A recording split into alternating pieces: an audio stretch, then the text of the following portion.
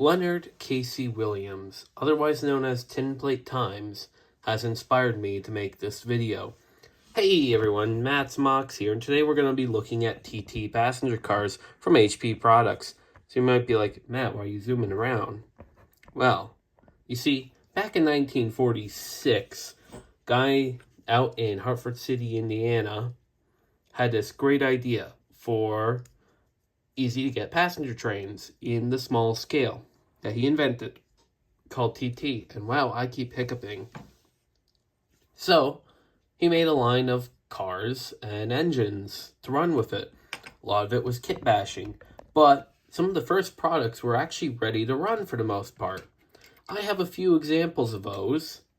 So, you've seen the E7 in another video, but I never made a proper video about the RPO.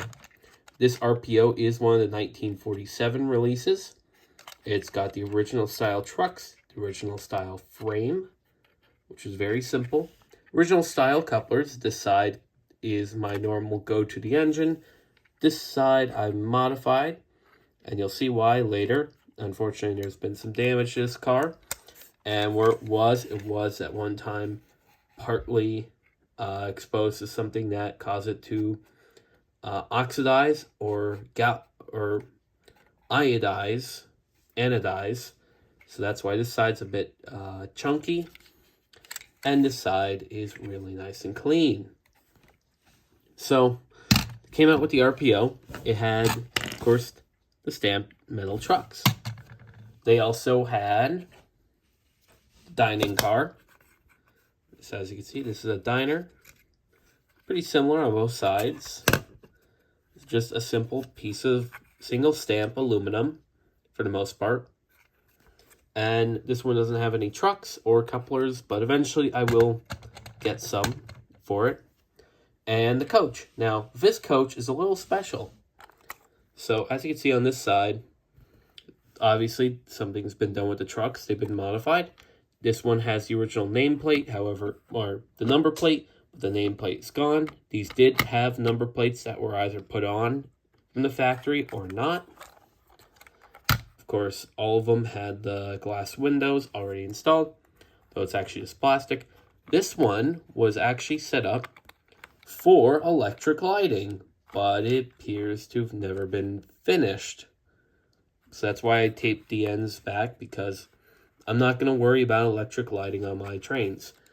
However, a little after those early knuckle couplers, starting about 1949-ish, you started to get the HP automatics. This version was only found on the coaches, as it's a little longer and it swivels side to side, as opposed to the ones that normally are just stagnant on the engine. So it's pretty cool. Of course, someone was making it for their railroad, but never finished. So we have that. Later in 1959, trying to do one last hurrah of TT as they were having problems with other scales coming in, we got the slightly updated version of the car. So same style of covers, same couplers. This one does have its New York Central plate. The coaches were, if they weren't marked for the ATSF, they were marked for the New York Central, or they came unlettered. But what made these really stand out was these die-cast trucks, which are really nice looking, and they work pretty good. So that was basically the end for passenger trains, and these three operating cars, plus this diner, which I'll put away with my other two coaches, make up my passenger car fleet, which I hope on my future layout I'll be able to run, and you'll be able to see these operating in service. I've got, of course, these, the diner, and not one, but two extra coaches. Of course, it's weird. This one also has the 4012, and of course the nameplate's missing. I'll have to make somehow make nameplates at some point.